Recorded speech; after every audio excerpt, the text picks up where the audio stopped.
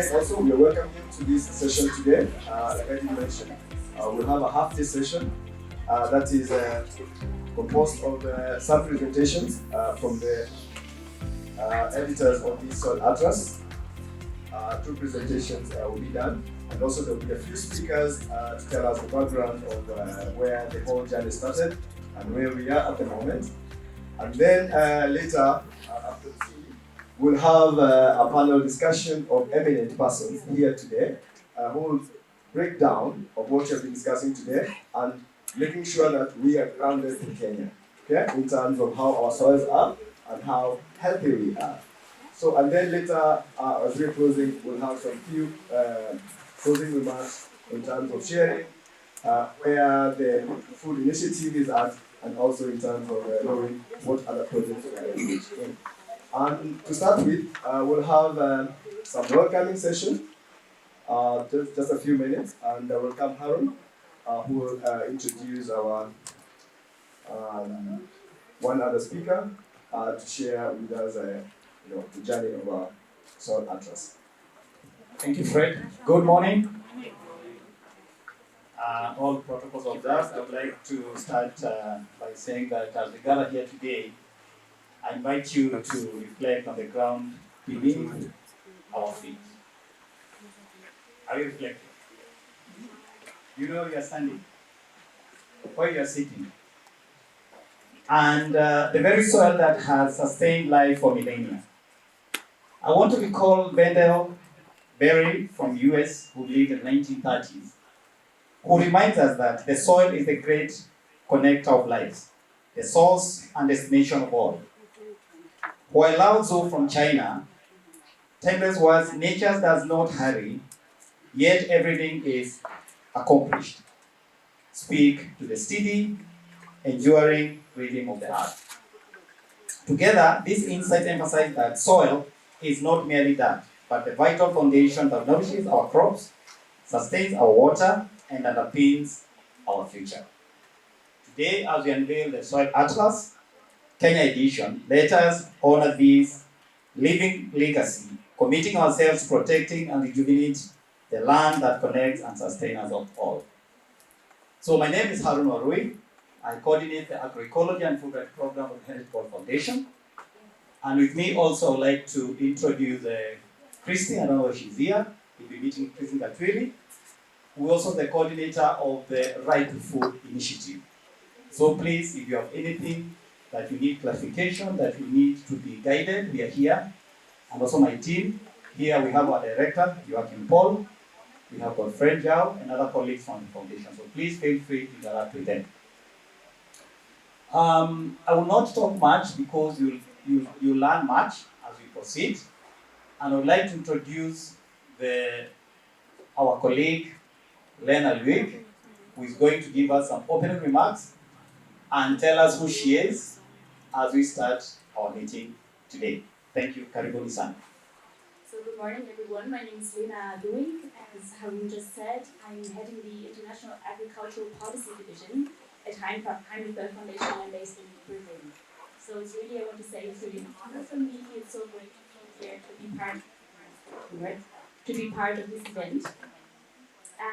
Because actually it was about 2 years ago that together with a few colleagues in Berlin, we started working on a soil atlas. And it's so great to see that now we have a Kenyan edition of the soil atlas. And I applaud my Nairobi colleagues here for making this possible. And I'm so happy to see that there's such a big interest in this topic. Soils are the foundation of life. They're essential for food production, of course, for adapting to climate change. So I don't know if you're aware how much water healthy soils can actually store. And essential for protecting and restoring biodiversity. Secondly, soils are high in demand, and we can even see that the competition for different kinds of land use is increasing, whether that be, as I said, production, biodiversity conservation, also energy production, infrastructure, building, etc. I know that Silke will go into more detail on the Kenyan Atlas later. And moreover, and I think this is also a reason why we're gathering here, we have a big problem with soil degradation globally. So there's different types of soil degradation in different regions. But I want to leave you with these last remarks, that definitely soil degradation is not only a problem of African soils.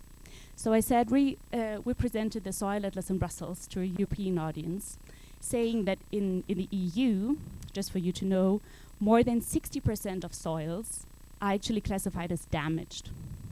In 13 EU member states have already declared themselves affected by desertification. So that's a lot. And this is due to climate change on the one hand, but definitely also to a type of industrial agriculture with high inputs of synthetic fertilizers, pesticides that would damage the soil, etc. So I guess this should also be a warning, like this kind of industrial agriculture model in the EU. And I'm so happy to learn more about this Kenyan edition of the Atlas today. Thank you so much. It's an honor to be here. Thank you very much, Lena. Thank you very much. I got 5 things actually. If you didn't get anything, I'm gonna repeat them. Yeah? I think we spend so much time reflecting on the ground. Sorry. That's what Haron said. But think about reflecting on the ground, right?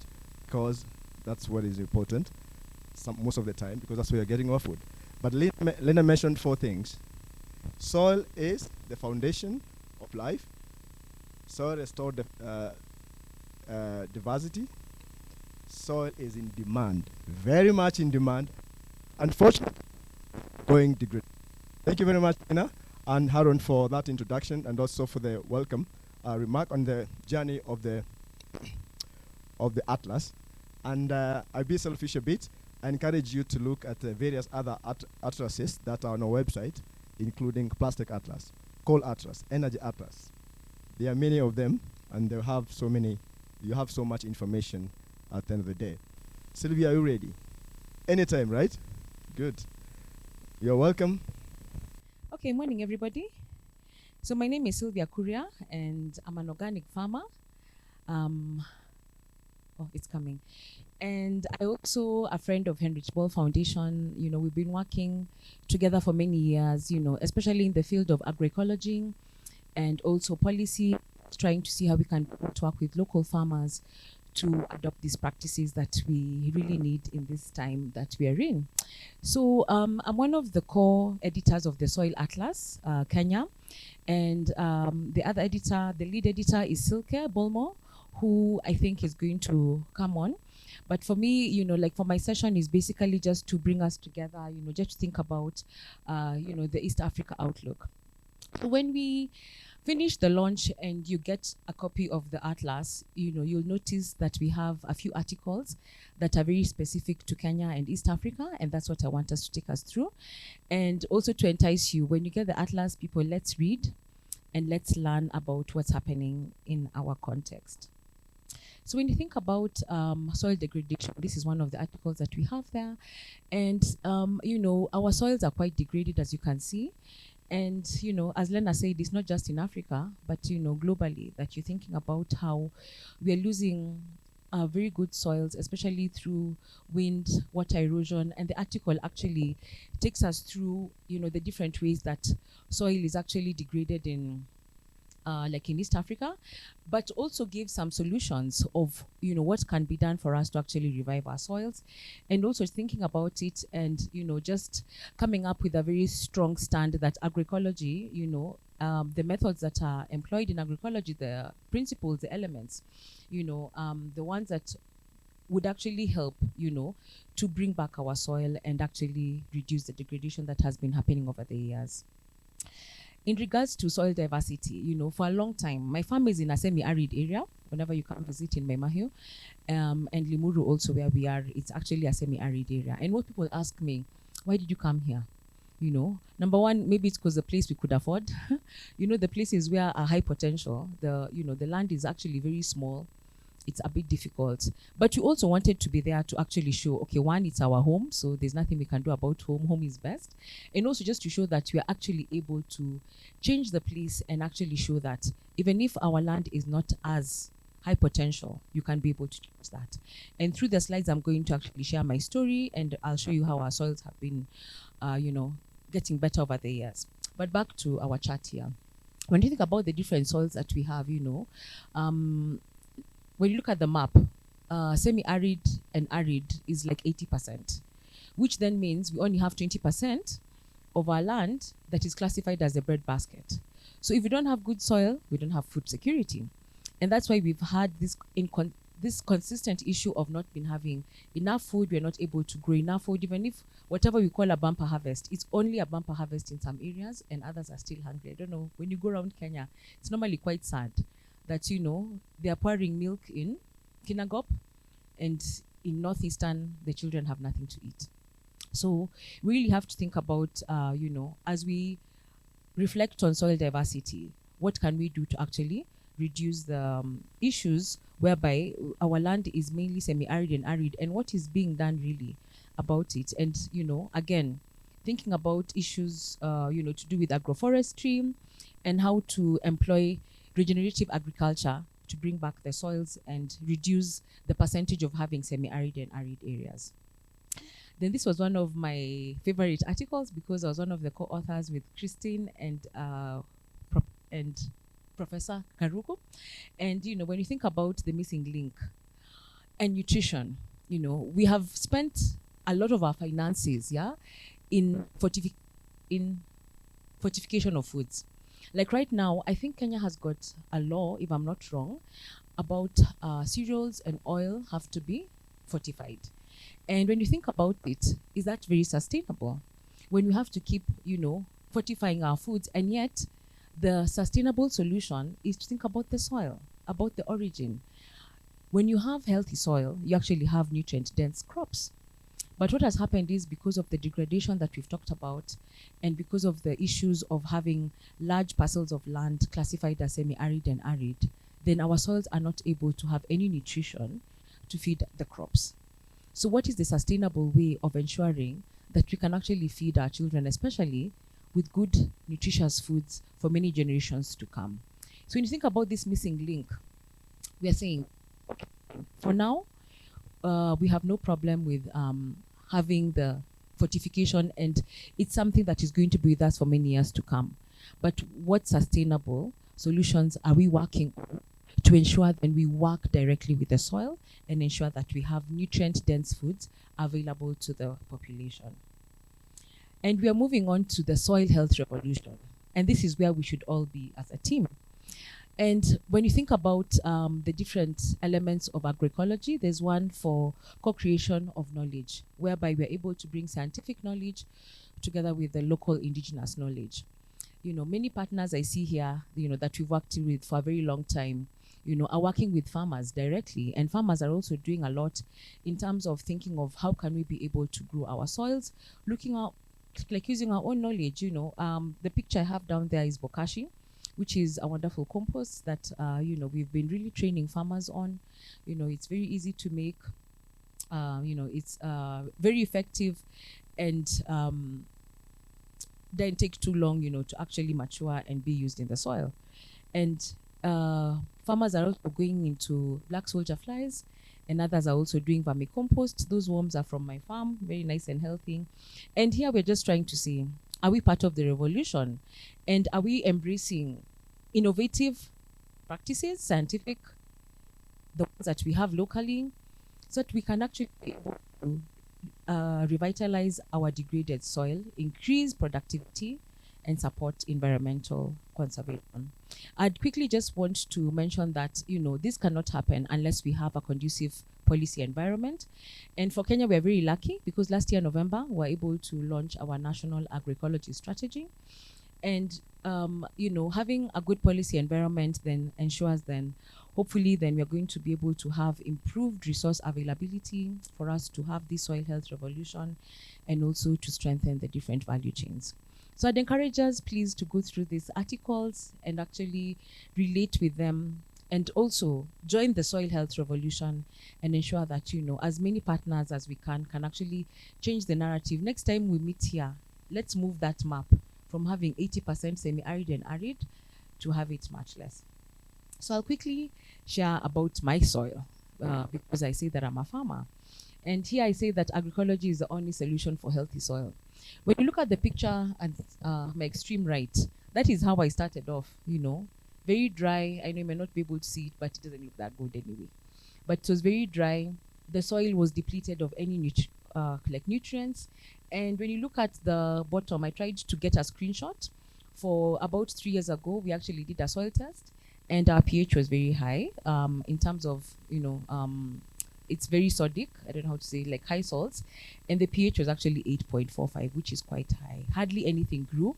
This is actually, I'd planted some beans there. You can hardly see it. You can't tell, The soils were not able to, to give us good production on our produce. But what did we do? We employed agroecology. We employed the different principles in agroecology in terms of synergies, input reduction, agroforestry. We've planted about, the farm is about 10,000 acres. 10, I've just got confused when I saw that. Not 10,000 acres, 10 acres. It's 10 acres and we've planted about 2,000 trees. I know, yeah, Kim, I'm hopeful. It will be 10,000 acres. We'll have 10,000 acres of agroecological land. But, on 10 acres, we planted about 2,000 to 3,000 trees because we started by planting trees. And I'm happy to see my friends here from ICRAF. I get all my seeds from ICRAF. I plant my tree nursery. Lisa is there encouraging us all the way. I planted my tree nursery. And trees, agroforestry and agroecology have actually been able to transform my farm to that. So I actually took my soil for testing last year, December, to ICRAF, and this is what they gave me as a result. So basically the soil organic carbon matter in my soil is actually 1.6%. And what the report, but it's, it's very interesting when they sent me my soil report, it was a bit, technical and scientific, and I asked them, I don't know whether I should be happy or not, or sad. But I went back and they really shared with me, and I was very excited to actually see that my soil organic carbon matter is 1.6%. And if soil organic carbon matter is higher than 2%, it's classified as good condition. And such soils that have high organic carbon matter have got good soil structure, high buffering capacity, and sufficient organic matter to decrease bulk density and improve water holding capacity. When we had the very heavy rains early in the year, my farm, like our farm, soil is clay, very high in clay, and my neighbors around, all their farms got flooded. They were not able to harvest anything. I'm the only one who was still harvesting every single week without any issues whatsoever. Why? Because we're able to hold our water well, and also because we have a lot of carbon material, the water was able to percolate through the soil. But it's been a lot of hard work. If you want to know how I did it, you can see me after this. And also one thing that also excited me, when I took my compost and my soils to, to be tested, I was like, this is going to be a real test about whether agroecology really works. We normally talk about it so much, but does it work? Do you have scientific evidence that it works? And I was very happy my sister at the back from ICRAF actually shared with us about the microorganisms that are found in my soil, and we had different samples, but basically the gist of it all is that we had an abundance of beneficial microorganisms, which are fungi and bacteria. Of course, the highest was in my compost and one of the blocks there. But basically, the sites, as they said, had moderate to high number of microorganisms, with none falling below the threshold, indicating the sites are performing well in terms of soil microbial activity and overall soil health. And one thing that is very exciting, the final thing, Fred, before you tell me to sit down, is that my soil now has come down. The pH, remember, it was 8.45, and now we actually had a plot. It's gone until now the highest of my plots I think was 8.2, but it's come as low as 7.5. So that was very exciting for me, to see that what we're talking about in this soil health revolution, when you talk about agroecology and organic farming and feeding the soils and, giving back to Mother Nature, she always rewards us. So I'd like to encourage all of us to join the soil health revolution. As we live here, let's go back and ask ourselves, are we really putting in whatever effort we can in our different spaces to ensure that we're going to change the narrative in how soils look like, not only in Kenya, East Africa, but also on the African continent. Thank you. Thank you very much, Sylvia. I think that was well calculated. And we'll come back to you later for some reactions, for some questions, clarifications, maybe after Dr. Silke's presentation. At this moment, I would like to welcome Dr. Silke. Yeah, thanks very much, Fred. Yeah, welcome everyone to the launch of the Soil Atlas, the Kenyan edition from my side as well, and special thanks to the Heinrich Böll Foundation for making it possible for me to lead the team in creating this edition. And I'm very excited to share some key highlights of the Soil Atlas right now. Sylvia already mentioned a couple of articles, and I just want to give you a few snapshots. And I hope to spark your curiosity to read on and to also use this atlas as an inspiration and a resource guide. The atlas covers various topics. It emphasizes the importance of soil for our well-being, and not just only soil, but soil health. For a long time, the discussion focused mainly on soil fertility, but there's much more to it. Biodiversity, ecosystems, and resilience are really crucial aspects of soil health, and I think we all know this. And the Atlas explores these dimensions in depth. There are also articles that examine the link between soil and the climate crisis, as well as actions we can take. And a major section of the Atlas looks at soil degradation, and we heard already some issues from Sylvia, but not only soil degradation, but also its drivers like unsustainable agriculture, the overuse of chemical inputs like synthetic fertilizers and pesticides, deforestation, and overgrazing. It also touches on competing land uses and the increasing demand for soil from different perspectives. But beyond all, it also presents solutions, which you heard already, from soil health management to agroecology and policies that support the soil health transformation. So soil is the foundation of life, and agriculture is the main land use around the world, and in countries like Kenya, it's especially vital because over 70% of the population relies on it. Healthy soil is absolutely essential for agriculture to thrive, and there's a saying that goes, if agriculture is the body, soil is its soul. And in Kenya, about 49%, which you can see here in this graphic, this is one of the ones in the Atlas, 49% of the land is used for farming, but only 20% of that is actually suitable for sustainable agriculture. So the rest of the country is made up of semi-arid and arid areas, which makes farming really challenging without irrigation and proper soil management. And this means that a large portion of the land could be overused or degraded, threatening the long-term productivity of farming. And healthy soil is here key to ensuring that agriculture can continue to support the people of Kenya for years to come. So while we rely on the soil health, at the same time, we are also losing it at a rapid rate. Over 40% of Kenya's soil is already degraded, which is affecting both food production and the health of ecosystems. And Kenya's most pressing soil issues are salinization, where salt builds up in the soil, making it less fertile, acidification, where the soil's pH drops, making it harder for crops to grow, nutrient depletion, and soil contamination when chemicals, pesticides, and industrial waste pollute the soil. And if we take a look at the global picture here on the slide, the map shows different types of soil degradation worldwide. So it's not just an issue in Kenya, it's a global issue, like wind and water erosion, chemical damage, and physical degradation. And you can see Kenya is facing a mix of these challenges, with both natural and human causes making the situation even worse.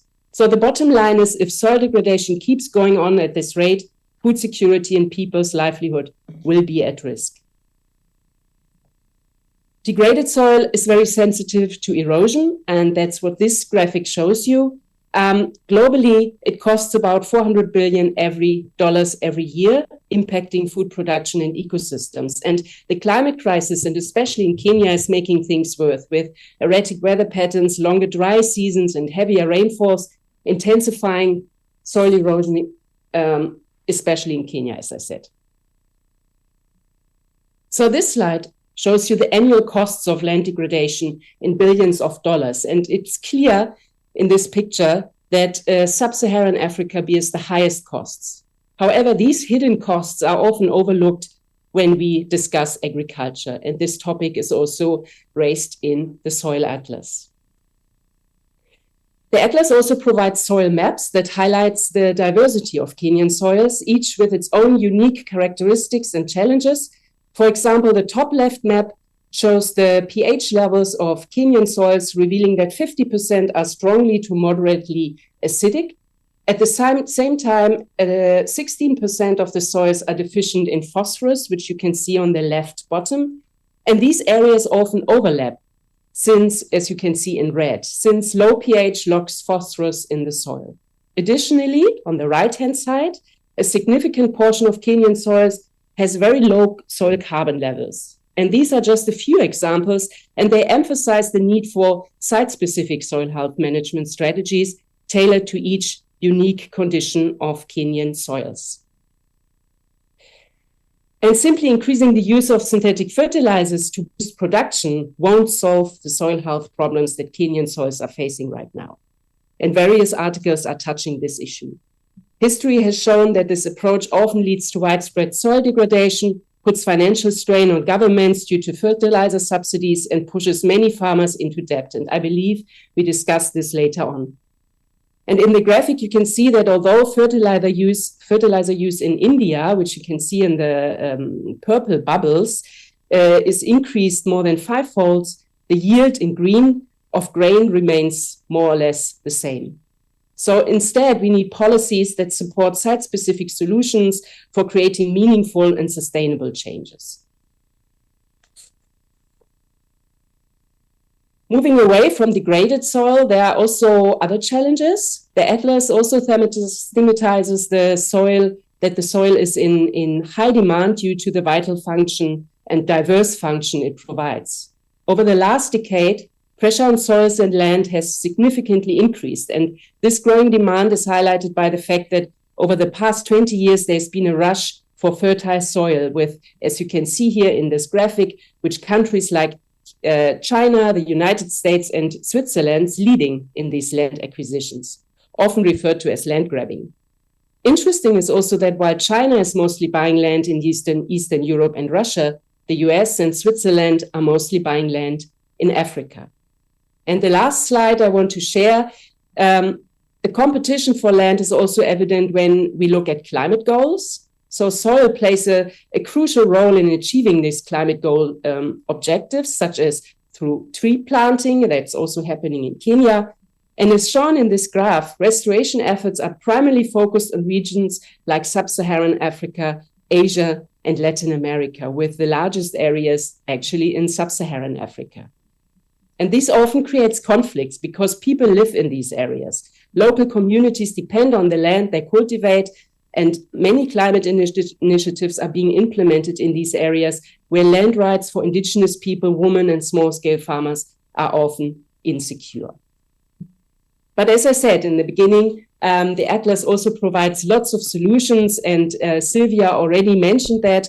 And before I close, I also want to thank Sylvia really deeply from my heart for her excellent co-work and the work she was also doing for the Soil Atlas, and also for thanking the graphic designer, Michael Lusaba, who also did a fantastic job, in my opinion, in a very limited amount of time.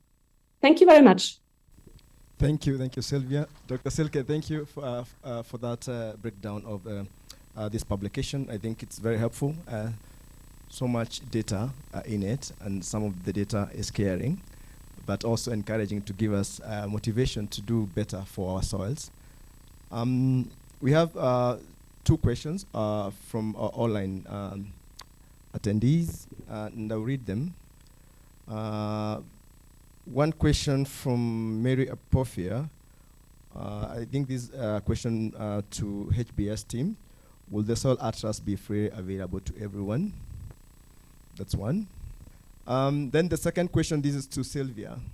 Sylvia, this is from someone who is anonymous. Unfortunately, I don't have his or her name, but he or she asked, how long has It been since your soil pH was 8? How long did it take for you to reduce it to that 7.5? Thank you so much. The atlas is quite available. Is available to be online. We have some few hard copies. We also have. We'll also give a bookmarker that has a QR code so that you can access them wherever you are through QR code. So it's available freely. Okay, so just a quick one. When I first started farming, I just assumed that because I'm doing organic, my soil is going to be good. But just to answer the question, I realized after 2 years of not getting anything out of my soil, I needed to have it tested. So it took me 2 years to bring down the pH. Exactly 2 years. 2 years, that's not a long time. Yeah. It's encouraging at least. Then we'll have questions from the room. I think the procedure is, please let us know your name and maybe the organization that you are representing, and maybe you limit yourself to 1 or 2 questions.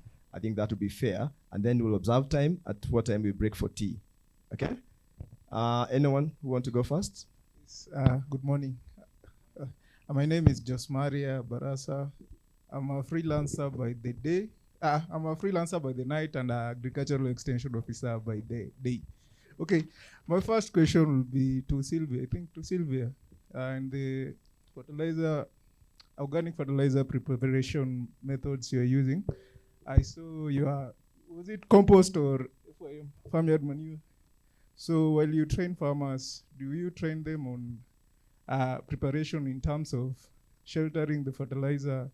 Because most nutrients at NPK level, nitrogen is highly volatile, phosphorus is a bit stable, potassium is highly soluble. Do you train them on that? And my second question is on that atlas, is it covering, because we have mentioned that only 20% of the Kenyan land is arable. So when you break it down to agricultural level, that is about 100,000 square kilometers, yes? When we break it further down and land put into agriculture, it's about 55,000 kilometers squared. So is that last covering that in terms of productivity, soils in that area, etc.? Thank you. Thank you. Hi, everyone. My name is Crispas Kinywa from the Institute for Food Justice and Development. My question is about the issue of recycling market waste or food waste.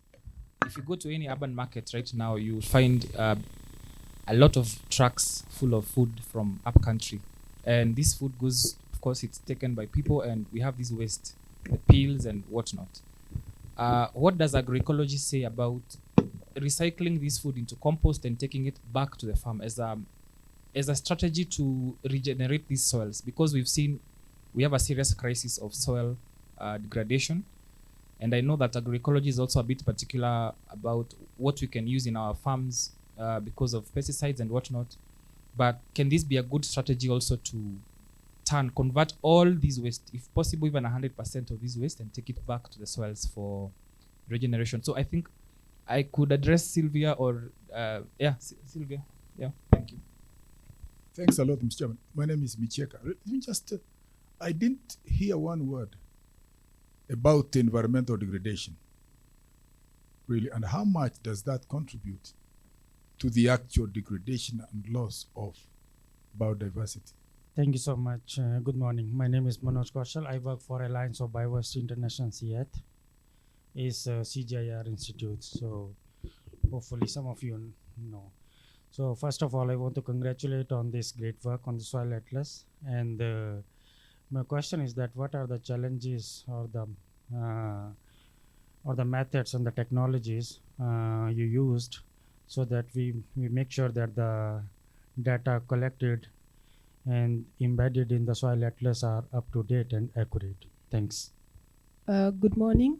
Thank you so much for the invitation and also the presentation. A lot of work has been put to the soil atlas. My name is Mary Ojwang. I'm from Consumer Grassroots Association.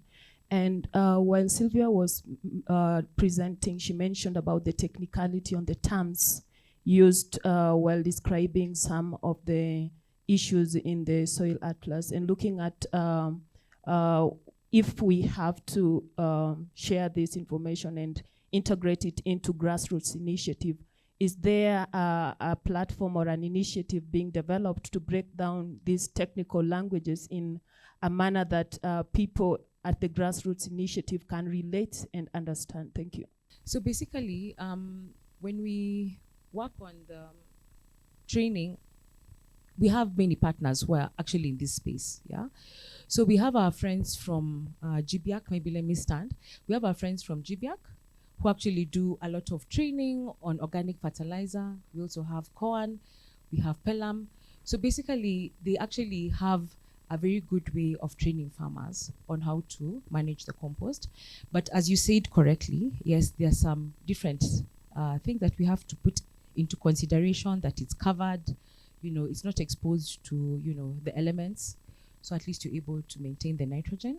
And something else we normally do with the farmers is that, remember, one of the principles of agroecology is the issue of input reductions and synergies. So we work with the farmers and ask them, what do you have already available on the land? Instead of then trying to tell the farmers that they have to bring inputs from out to come and make this particular compost. And that's why principles like also agroforestry is very important, because it's almost impossible to make good compost unless you have the carbon material available. So we train them, yes, but we normally work with different partners who are well advanced on how to make compost, and they do very well. The one that I can point out for sure, number one, is GBIAC. I know they're the ones who make the best compost in the country, if you ask me. Let me also answer the other questions, Fred, if you don't mind. Yes, please, go ahead. Yes. I think that would make it easier. Yeah. And then also the issue about recycling the food waste. It's a policy issue, if you ask me, because we are trying to see how we can work with the different counties. I've already gone to, the environment officer in Kiambu County, and I asked him, how is it that we can be able to pick the waste from the main markets, bring it back to our farms, and work with black soldier flies to actually come up with very high quality compost. And he said it's all possible, but then the issue they had was finances. But now with that, we have the National Agroecology Strategy. We are hoping that this policy environment is then going to open up opportunities for us to actually make our own compost and recycle the market waste. And this can work very well when you start working down from the counties coming up.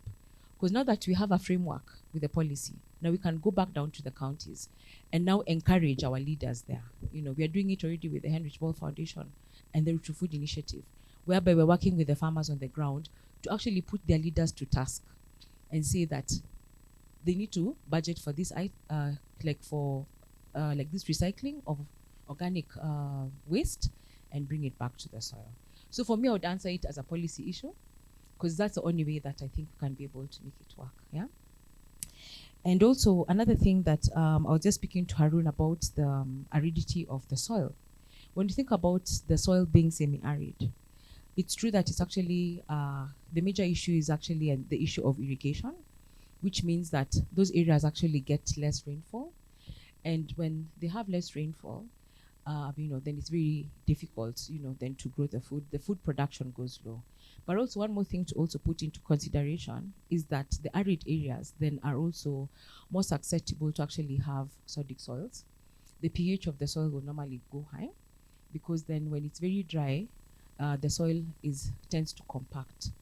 So, if we're able to deal with the issue again of irrigation, then we can actually manage the issue of food production in arid areas. And I think there was a miscommunication. When I talked about the technicalities, it was the technicalities of reading the soil results I received and not the technicalities of the soil atlas. If you read the soil atlas, you will realize, by the way, we've worked with the whole team from HBS and even external reviewers. We have tried to make the language very simple. I think most people can be able to understand it. We made it very simple, and you'll also find that each of the articles are quite brief, and we have amazing graphics that actually explain what we have written in there. I think I have answered all the questions that were directed to me. Yes. Harun, you had a question. Yeah. Thank you so much, Professor Micheka, and we are honored to have you here today.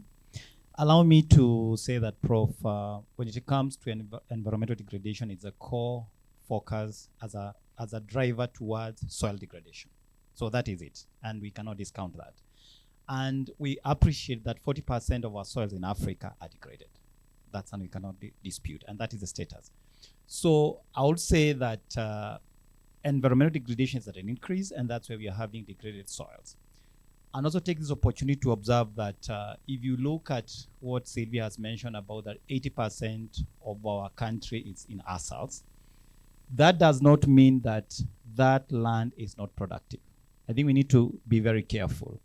It's about the suitability analysis that need to be really focused when we are looking at the arid and semi-arid areas. These areas, we know that they are good for pastoralism, which we need to appreciate. And it doesn't mean that we should go and do cropping there. We have got, and also, I will discuss with some colleagues, I think we need to shift from the colonial characterization of agroecological zones and come to ours that are specific within the production systemic context in terms of productivity of different land types, so to speak. In that, why do we say that our arsals are not productive? Because they cannot produce crops, because they're not good for agronomy. That is a flawed approach. We need to appreciate that. We can really, really utilize the suitability of the arsals in the northern Kenya, the southern rangelands, for the purpose and production that they are meant to be for. We know that since immemorial, these lands are good for pastoralism, for livestock production. They used to use migration as a mode of utilizing that land. So how can we promote it? How can we go and nurture it so that it becomes suitable for that? But because of the reversal mechanism, over-irrigation, over-utilization of this for crop production, that's why we're having salinization. I like Silke has mentioned that we are getting issues of salinity at an increase because of over-irrigating that land, because it's not suitable for crop production. Thank you. Thank you very much, Harun. Dr. Silke, if you are there, I think I'll address two questions to you. One from just Maria. It was about the coverage of the of this atlas. There were so many numbers that he mentioned about. I hope you got them. And then there was another one from a gentleman. Forgive me, I didn't get your name correctly, but for CGIR, right? You asked a question about the challenges of collecting data. Dr. Silke, if you are able to address those two questions. Yes, and I could also just address the previous questions very briefly. Just in terms of the what Harun already said, like land, 20% land available or suitable for agriculture. We didn't really break this down because the soil atlas should be like an overview of various different topics, and we can't dive deep into each topic because we handling so many different ones in the atlas.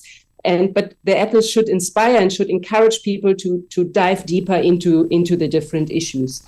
And there was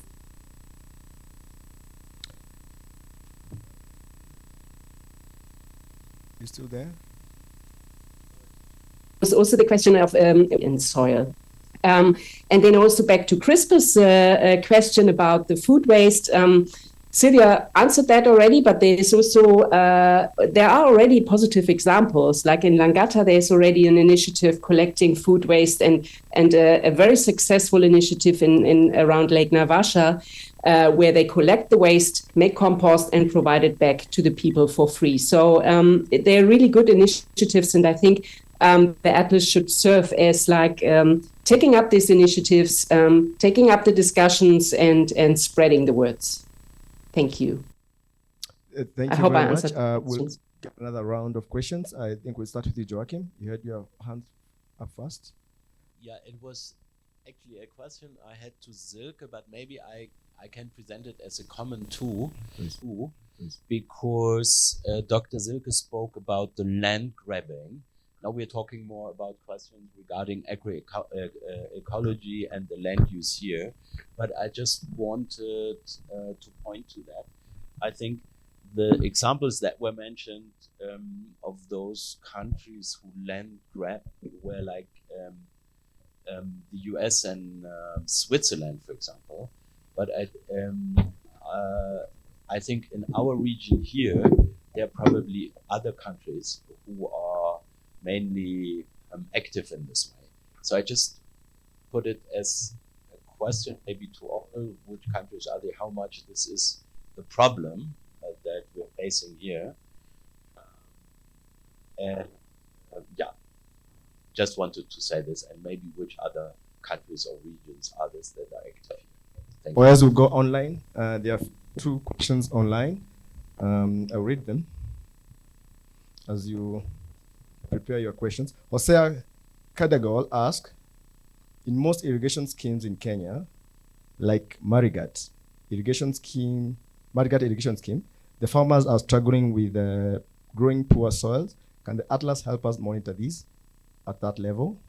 At best alternative for them at landscape level. The second question is, the growing narrative of mixing synthetic fertilizer to organic biofertilizer, to what extent is this narrative correct? What are the risks of this narrative? Well, I think to the first question, I can't really answer this. The Atlas can't really help monitoring this. So, I mean, we should understand the Atlas as like a information resource and pointing out the issues you just mentioned, Hosea. But I don't think we can solve it, or we can help monitoring with the Atlas. But we can raise awareness around these issues. And and about the mixing of synthetic fertilizers and organic fertilizers, I pass over to Sylvia, but I can also comment afterwards if you like. The one for Baringo, where there's the issue of the farmers there, yeah. In terms of landscape restoration, absolute agroecology plays a very big role in that an atlas, for that matter, has been able to give quite a number of practices that can be integrated within a landscape. Remember that farmers don't work in isolation with the landscape they are working in. The kind of an ecosystem approach, the holistic approach, systemic approach when you are looking at sustainable management of land resources. So I would say that yes, let's focus on the atlas, especially on there's an article that talks about the alternatives. We need to see how farmers can be able to incorporate that within the units they are working in to have an impact within the larger ecosystem. There's this question that has been coming on and off in terms of mixing the organics and the inorganics, the synthetics and the organic fertilizers. And this has been widely documented by most of the companies. And what we are saying, and this will be the theme of, this has been the theme of this Soil Atlas launch, is that how can we go beyond the synthetic fertilizers? We know like our government has promoted a lot of a subsidy approach in terms of providing fertilizers, but we are asking how can we go beyond so that we can restore our soils and not affect their resilience. We know very much in terms of increased addition of nitrogen and phosphorus that has impacted on the microbial growth within the soil, affecting the resilience of that soil for long-term sustainability. But I would like to bring on Dr. Stephen Kimani, who is a soil scientist at Calro, to be able to amplify this narrative from a scientific point of view. Welcome, Dr. Thank you. Thank you, Harun. I'm Stephen Kimani from Calro. I would just like to say that Calro has a long-term experiment which was started in 1976 up to now. So that's about close to almost 50 years now. And it tests inorganic fertilizer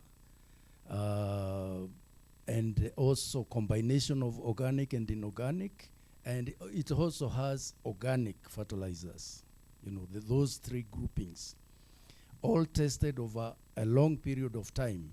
And what we have is the results as of today, and what we have observed over the years is that the best candidate or the best bet in terms of managing soil fertility is when you combine organic and inorganic fertilizer, organic and synthetic fertilizer. That produces the best crop yields.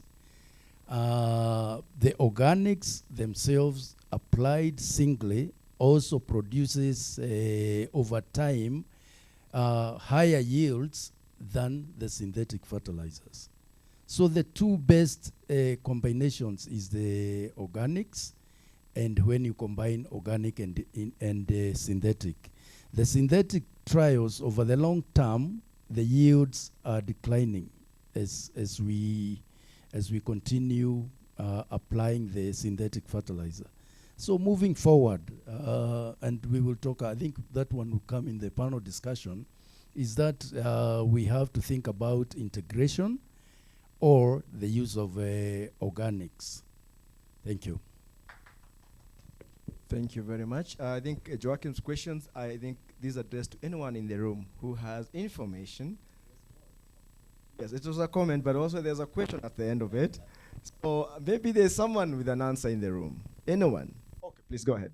Just very briefly, I would have to look into this deeper too. I just checked like the source we used in the atlas, and that is a website called Land Matrix that documents land deals all over the world. And so, of course, the graphic that Silke showed referred to the whole world. So we had those three top investing countries. I just looked, and I didn't see any like foreign country land deals for Kenya at the moment. So it's mostly Kenyan companies for wind farms or food processing, the kind of land deals. But of course, for example, in the Horn of Africa, it would be a lot of investors also from the oil producing countries in the Middle East. But I would have to look into this deeper. I don't know if anyone has more knowledge. Moderate, really. I think I look forward to really seeing this atlas. And I like to beg one statement. You know, we don't have extension services. Really, we don't. They used to be there, but they have not been doing a thing at all. I do pray, Harun, that in the map that I look forward to getting, it will show the best places for specific crops. He said something very vital. The colonial-minded, saying the ecological zones of this country stopped certain crops in some areas. And really, I've seen this time again, no matter how much you argue and debate and advise, farmers would always go down to plant crops that can survive.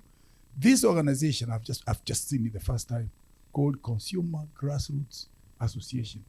I do hope they go down to the grassroots and advise that certain crops cannot whatsoever, ever grow beyond 10 meters above the soil. So, sir, when we come back, let me see. How are you? You're doing good? Let me see that map and look forward to it. Thank you. Thank you. Thank you. Thank you very much. We'll have one question and then we'll break for tea. From Hosea. Most soil tests explores the chemical analysis and fall short of biological or microorganism, or if any. It's less popular when advising farmers. Does the Atlas explore this? And more, promote initiative like what ICAO is doing? Harun, did you hear my question? I think this is more addressed to you, maybe, and yeah? Colleagues, we are not talking about soil fertility. We are talking about soil health. Soil health. That's where we are saying we move from what we have been promoting at the policy level of synthetic fertilizer to soil health. When you talk about soil health, we are looking at three components: the nutrition element, the physical, and the biology of the soil. So what my colleague is talking about has been the narrative, has been perpetuated through our curriculum. When you are taught in school, you are taught about the macro soil nutrient. Thanks, Prof. Exactly. Macro and micro. No one talked about soil biology. Sylvia talked about the bacteria, the protozoans, and the fungi. These are very key. But who talks about it? Because the industry knows that there is no money in the biology. Money is the nutrition. So when we go to our labs, they're also tailored to nutrition, looking at the macro and the NPK and the micros, isn't it? So it's a high time we also push for the change of our labs, like what Sylvia got her results. She got her results about the biology, the organic matter. And do you know, when you give compost, I don't want to name the lab, where I gave my compost for analysis, they called it manure. I was so angry. I told you to look at the compost, not manure. So it's because of our training, and we can't blame our curriculum. Who drives the development of the curriculum? It's the industry that will fund the university. Prof. Sorry, let me stop from there. Thank you very much. Harun is usually very passionate about this topic, and every time he tries to educate us in the office. So, and it's nice. It's nice. It's a good topic. Now we'll break for tea for 20 minutes. It's now at 10:20. We'll break for 20 minutes for tea. We'll have some arrangements also for the next panel that will be here. So please keep time. I'm usually very strict on time. I'll call you out there. Be back at 10:40. Thank you very much.